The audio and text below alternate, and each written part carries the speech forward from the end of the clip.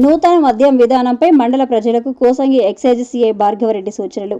కర్నూలు జిల్లా కోసిగి మండలం prohibition and excise స్టేషన్కు నూతనంగా బదిలీపై వచ్చిన సర్కిల్ ఇన్స్పెక్టర్ భార్గవరెడ్డి మండల ప్రజలకు మండలంలో మద్యం షాపులకు దరఖాస్తు చేసుకునే విధానంపై పలు సూచనలు చేశారు.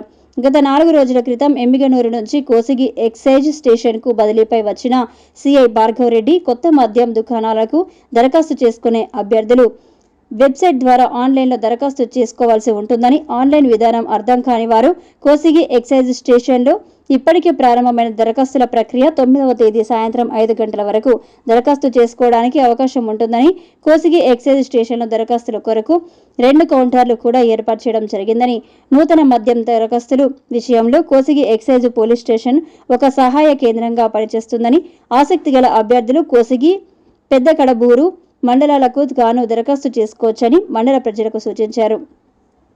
అదేవిధంగా మండలంలో త్వరలోనే నూతన మద్యం పాలసీ విధానం రానుండడంతో అక్రమ మద్యం తరలించేవారు అలాంటి పనులు మానుకొని అసాంఘిక కార్యకలాపాలు వదిలేసి పోలీసు వారితో సహకరించాలని, నూతన మద్యం విధానం అమలు అయ్యేటప్పుడు ప్రభుత్వ నియామకాలకు వ్యతిరేకంగా మద్యం తరలించడం వంటి అసాంఘిక కార్యకలాపాలు చేస్తే అలాంటి వారిపై తప్పకుండా కేసులు నమోదు చేసి రిమాండ్కు తరలించడం జరుగుతుందని, కాబట్టి మండలంలోని పౌరులు ప్రభుత్వ విధానాలకు అనుగుణంగా ఎక్సైజ్ డిపార్ట్మెంట్తో సహకరించాలని కోరారు.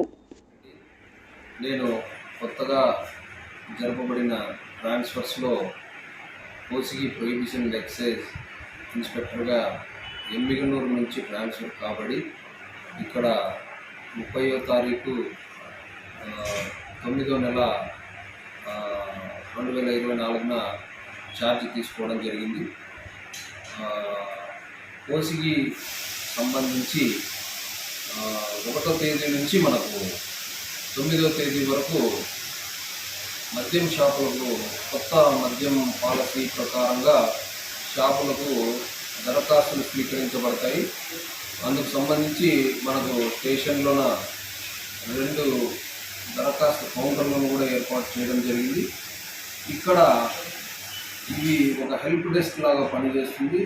ఎవరైనా ఏమీ తెలియకుండా సార్ నేను షాప్ వేయదలుచుకున్నానంటే కూడా ఇక్కడ వాళ్ళకు ఈ హెల్ప్ డెస్క్ ద్వారా వాళ్ళకు తగిన సూచనలు చేస్తూ వాళ్ళని సక్సెస్ఫుల్గా షాప్ వేసుకునేదానికి మేము ప్రోత్సహించడం జరుగుతుంది.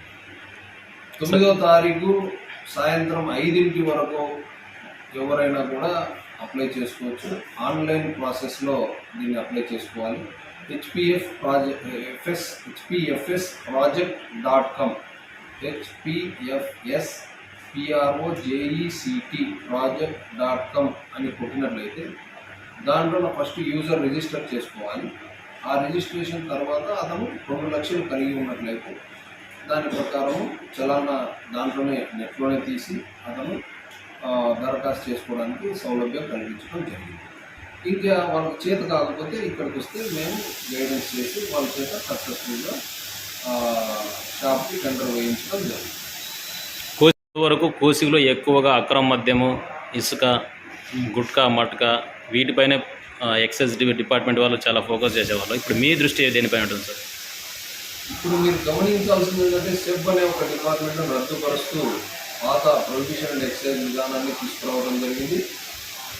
ఇప్పుడు ఈ ఇసుక, మట్కా, గుట్కా వాటి విషయాలకు సంబంధించి మాకు ఎటువంటి సమాచారం లేదు.